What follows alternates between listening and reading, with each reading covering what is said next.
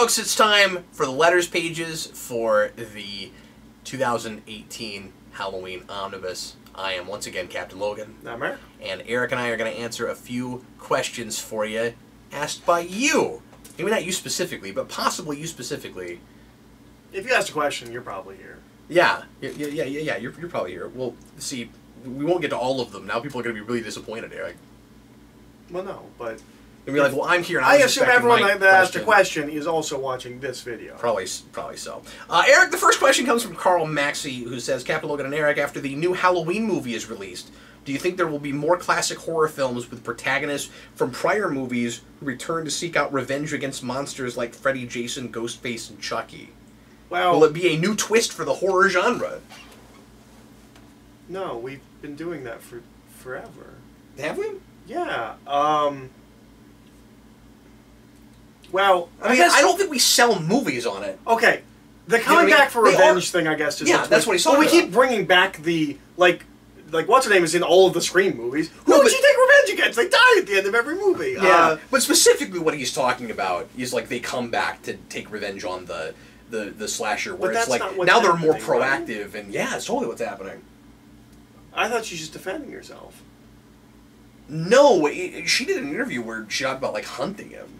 It sounds like she was just waiting for him to get out so she could go get him. Weird. Okay, I didn't know that. No. Yeah, I'm pretty sure that's what I don't want that to be the new trend, because that's a trend. Yeah. Like, sure. I don't want just like, oh, and now Heather Langenkamp's back and she's hunting Freddy Krueger. He might, especially that character. Could we not ever have that actress play that role or any other role? I'm sorry. I'm sure she's a really nice lady. I just don't like her in those movies. If he could be onto something, like if that movie does really, really well, I could see other franchises be like, let's do this. Like that. Yeah, sure.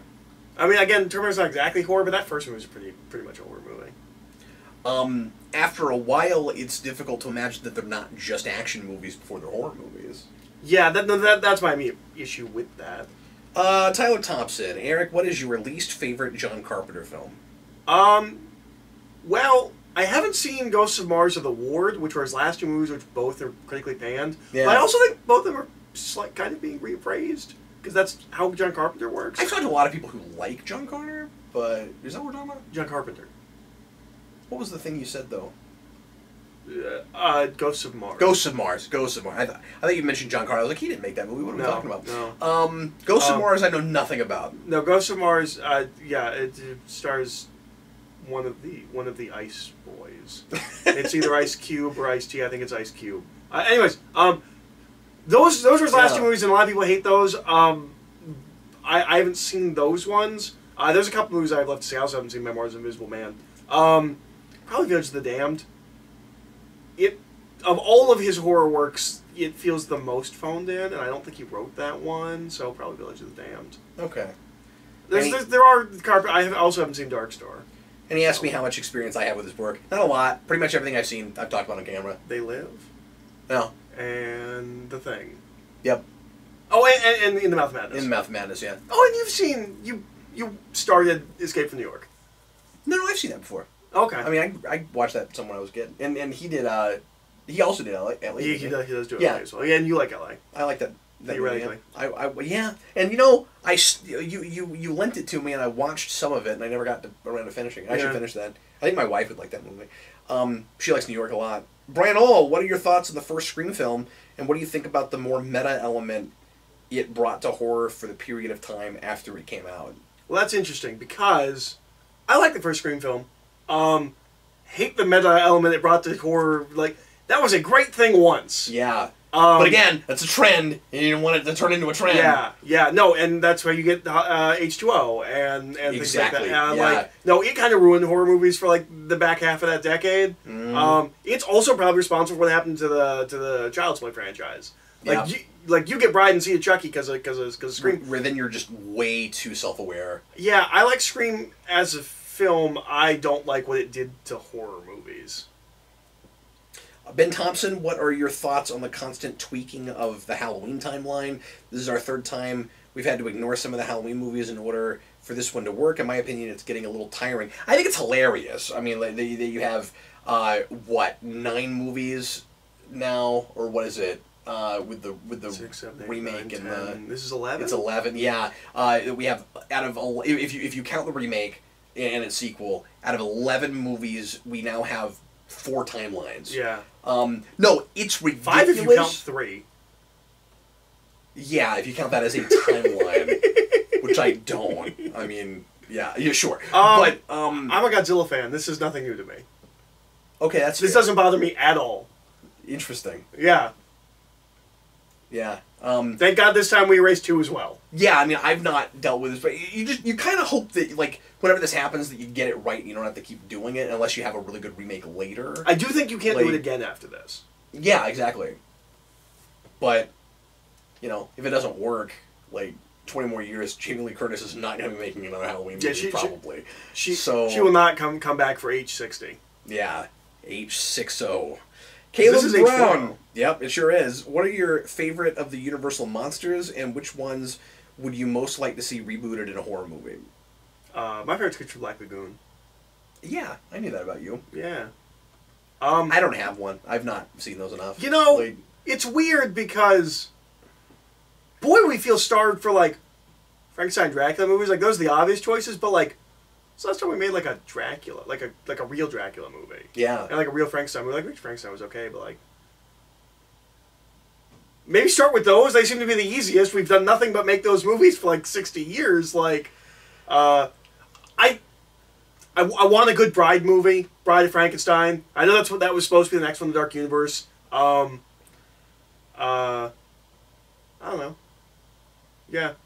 I mean, a great Creature Black Lagoon film could be made, but no, that'd be cool. Tempted. Yeah. Don't care about the Invisible Man. Shouldn't even count as a Universal monster. Don't care about him. I might have said that was my favorite. Mika Vasasarja. It's amazing special effects. When he takes his bandages off, I still don't know how they did. It's incredible. Sorry. You know, we did an all Eric show last time, but it feels like that's just what we're doing this time too. That's okay. Could more traditional slasher movies ever have a new boom in a post-Scream world? Most of the new slasher movies either feel the need to have comedic, self-aware elements or reboots of old classics, which we talked about a little bit earlier. It seems like we're kind of just discounting that whole genre right now, with notable exceptions. Like Halloween's trying to bring it back, but like, we don't make a lot of slashers now. No, most of it's smaller stuff like Hatchet. Happy Death Day, which isn't really a slasher. Which isn't really, yeah, but I mean, like, it's just a horror movie. Like, I don't think it's a slasher. Oh, okay, that's fair. Isn't he killing people with a knife? Like, well, yeah, but it's not like the slasher formula, is what I mean. Oh, okay. And he's just killing her, right? Well, I guess he kills a couple people. He kills some other people along the way, but yeah. Along the way, yeah. But it is one of those things that seems like it's trying to subvert a formula to some degree. I think slashers have gotten... What's interesting is it just played out? Like, well, what's interesting is all the things that Scream pointed to aren't the things we stopped doing, right? Like, we still do the Cabin in the Wood formula. Like, that's why we made Cabin in the Woods. Like, we still do... People are still idiots, they still split off. They still get killed because they have sex, or they're drinking, or they're smoking weed, and, like, they're underage. Like, we're still doing all of that stuff. We didn't stop doing that. We just stopped doing slasher films. I think right now it's dead. Because we just keep rebooting the old ones. Like, we're not making new ones. At least not in the mainstream, we're not making new ones. But everything's relative, right? Like if this Halloween movie's great, and then 2 years later they do an amazing Nightmare on Elm Street, and then other studios are going to start trying to do slashers again. I think it's possible. I think it's possible that trend could come back. But horror's not so much about the repeating, I don't think, throughout the history of cinema, is it? What do you mean? Well, like, we don't keep going back, right? Like, horror almost always keeps evolving in what we're doing.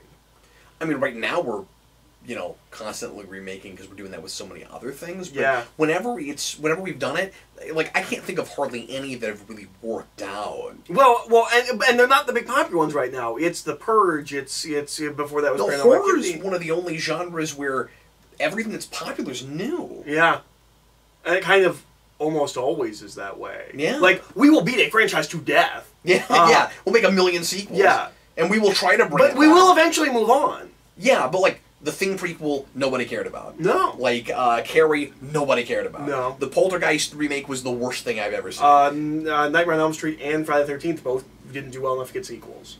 Yeah. It hardly doesn't count because it wasn't that... Because... It's a readaptation. Yeah. It's not a straight-up remake. It wasn't even a theatrical thing in the first place. Like, it almost doesn't count. Yeah.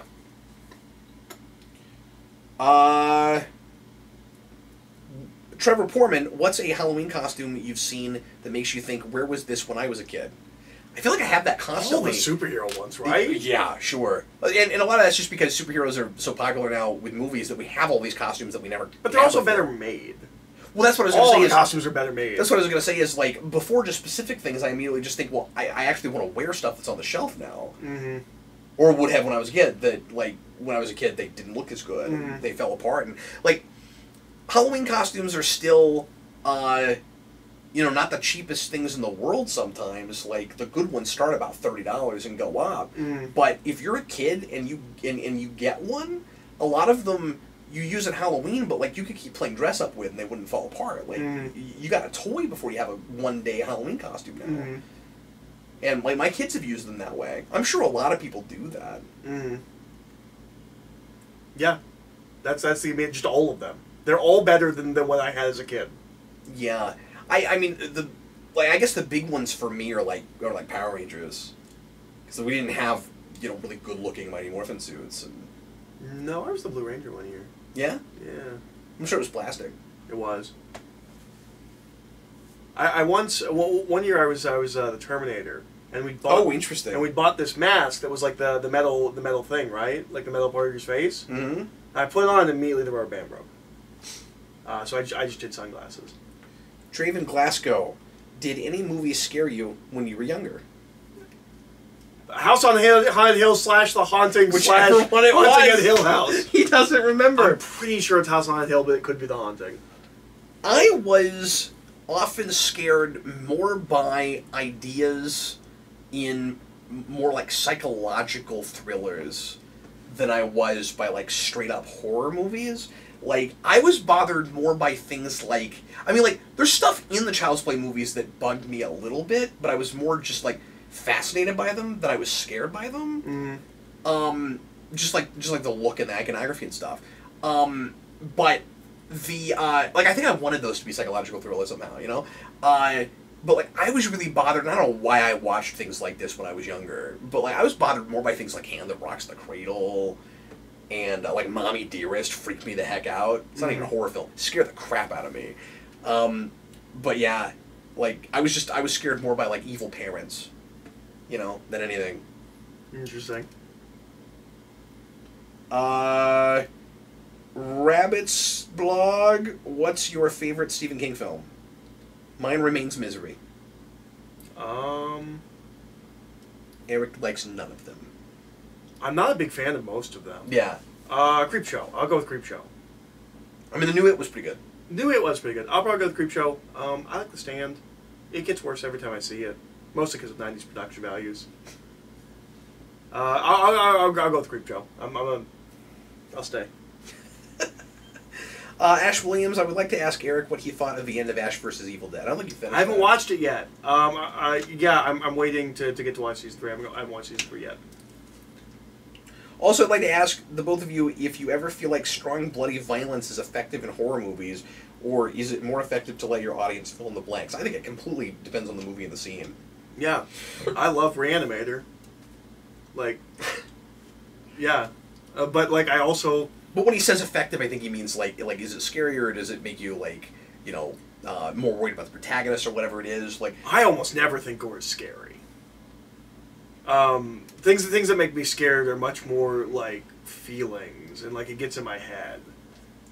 I think it depends on how visceral it is. And like, when you're really in the moment with a thing and it feels like it's really happening, like, things like, and I know I go to this all the time, but things like the Kingpin car door thing, I don't think is as effective if you don't see it. Like, that's fair. Like, that one bothered me more because of how much of it you're seeing. No, that makes sense. No, yeah, well, I guess in brutal violence, I was thinking like horror movies, but like, yeah, the brutal violence makes sense. Yeah. But like, I can't think of a horror movie where like gore where gore got to be, other than just like a gross out plays. Yeah, more of the time it seems like it's almost like a cartoon where you're supposed to be laughing at it. And I am.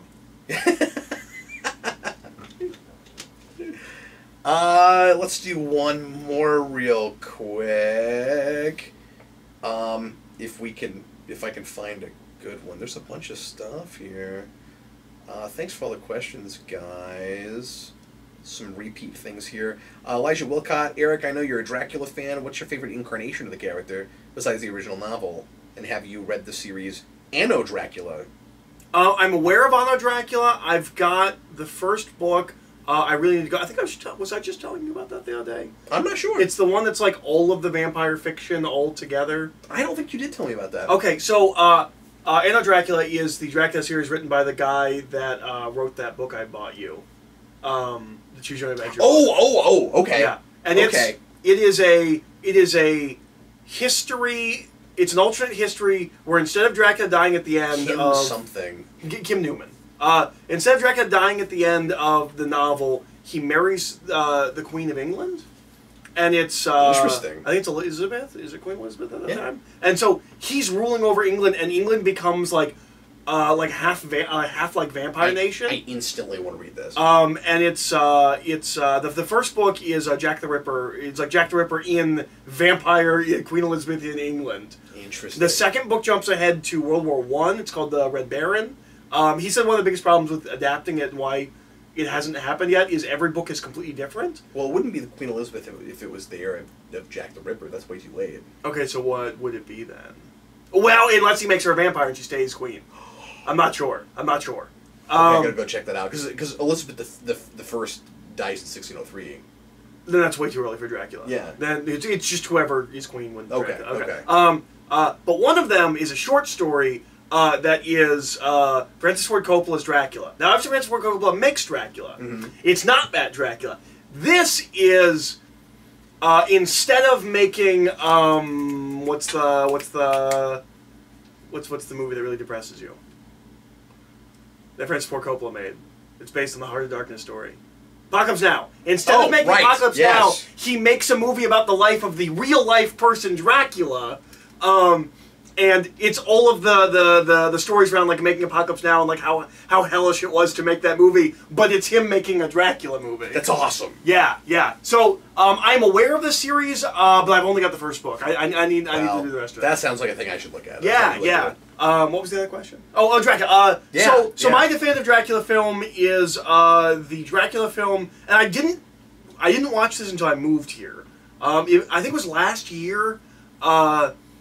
When you went to Germany, the one with Frank Langella. Frank Langella's Dracula is my definitive Dracula film. I should look at that. I've got it. Wow. Yeah. I didn't even know about that. Yeah, it's great. Oh, and Laurence Olivier is Van Helsing. Interesting. See, that was before we were doing the omnibus. Yes, it was. So you'd look at cool stuff that you never talk about. Yep. Yeah. Yep. No, that's my favorite. That's my favorite Dracula film. Cool. Well, folks, that's going to do it for us this week on the Geekvolution Omnibus. Thanks a lot for watching. We sure appreciate it. And we will see you again in 3 weeks for another one. And I hope you guys enjoyed it. We sure did. Eric, thanks for being here, buddy. Yeah. And we will see you again next time. I'm Captain Logan. And I'm Eric. See you, folks.